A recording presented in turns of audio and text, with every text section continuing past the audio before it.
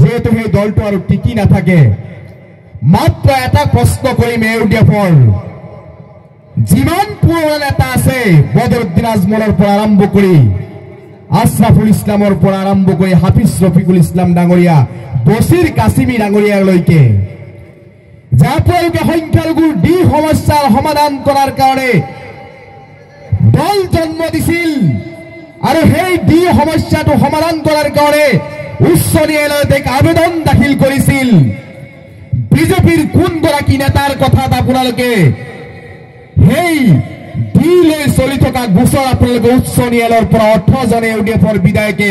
স্বাক্ষৰ কৰি আপোনালোকে উঠাই আনিলে এই প্ৰশ্ন ইউডিএফৰ নেতাসকলক আপোনালোকে কৰিব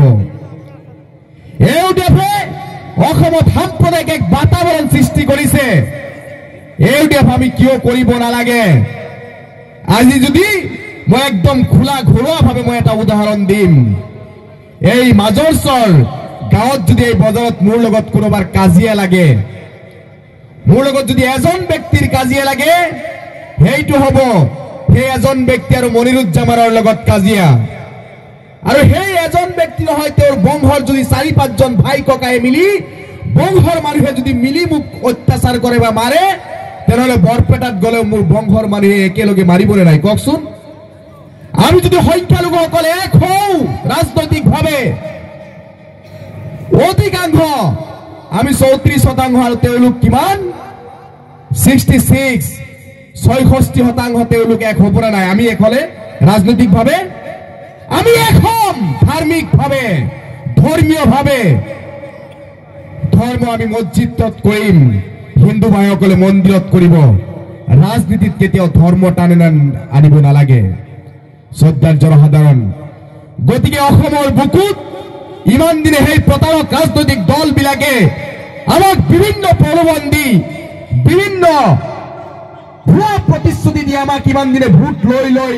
আমাৰ কোনো সমস্যাৰ সমাধান নকৰি আমাক যি প্ৰতাৰণা কৰিলে তাৰ বিৰুদ্ধে আমি মাৰ বান্ধি থিয় হ'ব লাগিব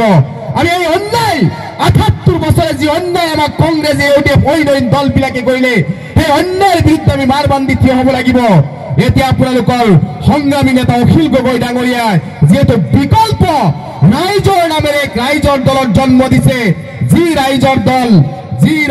দল আপোনালোকৰ নামেৰে নামাকৰণ কৰিছে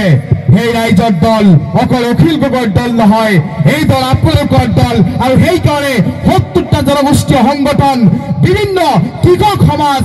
বুদ্ধিজীৱী মহল সৰ্বস্তৰৰ ৰাইজৰ লগত আলোচনা কৰি এই দলৰ নাম ৰাইজৰ দল হিচাপে